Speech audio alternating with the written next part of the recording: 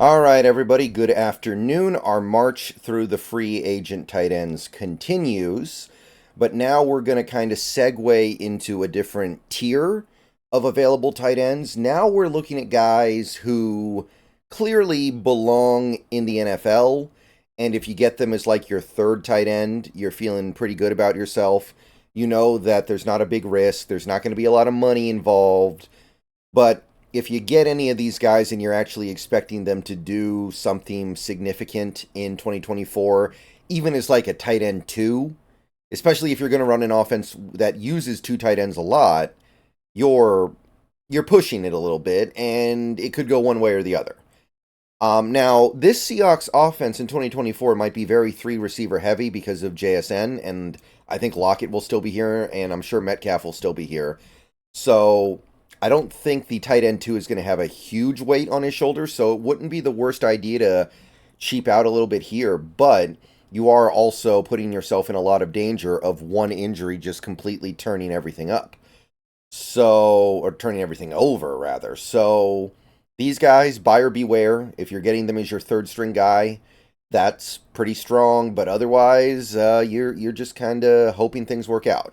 So, most of these guys, by the way, I'm not going to talk about money too much. I think all of these guys would cost just a few $1,000,000.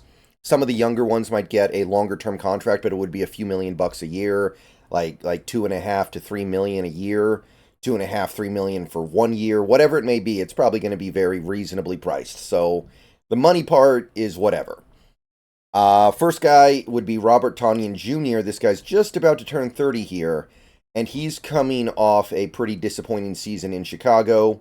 He had become a player of note in Green Bay with Aaron Rodgers. He had a almost 600-yard season, 11 touchdowns in 2020. And then in 2022, after an injury shortened 2021, he was good again. He had almost 500 yards, 53 catches. Dude looked like he belonged in the NFL as a meaningful starting tight end. Goes to the Bears on a cheap 1 year deal, and he averages one target per game played. Basically, a complete non factor on the Chicago Bears. Now, on the Bears, he's not playing with a real quarterback. He's playing with a running back who's pretending to be a quarterback. But I do think that this is reflective of the fact that he was never anything all that special and leaned heavily on Aaron Rodgers, making him look like a more relevant player than he actually was. So I'm not exactly pumped to get this guy in a position to do a lot of stuff. PFF was not high on his 2023, so you can't even say he was efficient. Now, PFF's never been a huge fan. Even in the previous year when he was good statistically, they didn't grade him well. But there is something here, and he's getting to the age now where he probably just wants to continue to have a job in the NFL. Like, he just signed a deal that was less than 2.7 million in 2023, and then he has this year. Are you going to be able to get him for like 1 year, 2 million? And you get a guy who has had good seasons before, who's had a double-digit touchdown season just a few years ago. Not the worst. And it's not a bad way to kind of push the tight end need down the line an extra year while you try to figure things out for the long term. So that would be my first guy. Next guy I want to look at here would be Irv Smith. This is a younger guy. This guy is going to turn 26 this offseason, still young. And realistically, his injury that he suffered a couple years ago probably lowered his ceiling significantly because this guy was going places once upon a time, right? 2020, he was gonna have about a 400-yard season, probably close to 40 catches. He had already had 5 touchdowns in the 13 games. Then he got hurt, and then he missed all of 2021. And since then, he's been an afterthought. He was a reserve on the Vikings, reserve on the Bengals. Barely did anything, and at this point, it seems like the wheels have just kind of gone off his career. Again, this was a former second-round pick, so there was something here. This guy was supposed to be a really good tight end. He was headed that way, and then he got hurt. So I don't think there's a ton I can say about that except that that sucks. Is he ever going to outrun that injury, though? Players do that. Players need a few years to fully bounce back from an injury sometimes. Not everybody's Adrian Peterson.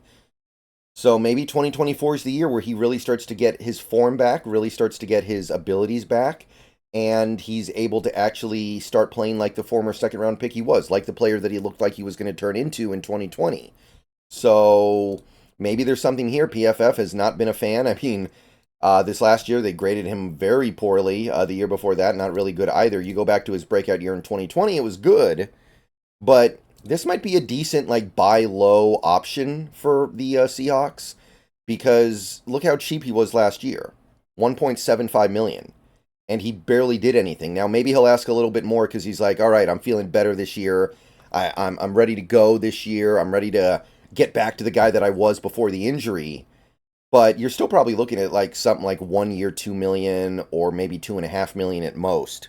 So this is kind of a fun option if you want to go high upside here.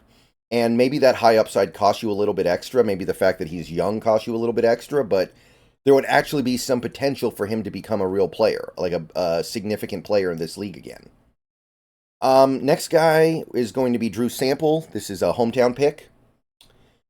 Former Washington Husky, also a former second-round pick as well, by the way. Drew Sample, his career just kind of never went the way it was supposed to coming out of college. I liked him coming out of college. I thought he was going to be a good pro. He had a pretty good 2020, and ever since then, he's been mostly anonymous. He had an okay year in 2023, I think mostly because some players on the Bengals got hurt. A lot of Bengals tight ends in this free agent crop, by the way, and none of them are particularly stand out. This guy, I mean, you can't really point to like a injury that completely derailed him, right? Because 2021, he barely did anything to him. He played in every game. Now in 2022, he barely played. He only played in the 2 games, basically a complete non-factor this season. But he had played in every game last year, and he barely did anything. So it just never panned out for him. He spent 5 years in Cincinnati. He's finally off that. I don't know if he was still on the rookie deal or not. I guess it couldn't have been because it was a 5th year. So he took very little money to be with the Bengals for one more season, and I guess he played better than he has in a little while, but still not anywhere near good. So Drew Sample is a guy who there's something there, but it's probably never coming out. So since he grew up in the area, he was born in Bellevue, played college for the Huskies. There's probably a little bit of familiarity with him and Scott Huff because Scott Huff was the offensive line coach during this his time in Washington, I believe. Maybe there's a little bit of favoritism there that he could pull on. By the way, PFF, not a big fan for whatever that's worth. 60 grade, not terrible, but not really good. So maybe you call up Drew Sample and say like, hey, 2 million. We'll give you 1 year, 2 million. Let's see if you can find it in our offense. Let's see if you can find it as a reserve tight end in this offense. Maybe somebody gets hurt and you have to step up, and you get to go back home. It's like back in the old days when I used to talk a lot about John Ross. I would talk a lot about John Ross coming back, and I knew he was bad. Everybody knew he was pretty much bad, but maybe there was something that you could bring out of him if he got to go back home. Drew Sample, maybe the same thing. I don't know. But that's another one that kind of jumps out to me as like a low-cost, low-risk option. Not really a lot of upside here. I don't see the upside here the way I see it with Irv Smith. But it's the same kind of idea, ultimately. So those are 3 guys that I would definitely start the conversation with if we want to hit free agency to find a third tight end, somebody who's going to be really cheap. All 3 of those guys should be very reasonably priced. Let me know what you guys think about those. Another video coming later today where I'm going to look at a few more tight ends. And we'll go ahead and take this home. And see you guys then. Go Hawks. Let's keep trying to find the next Seahawks tight end.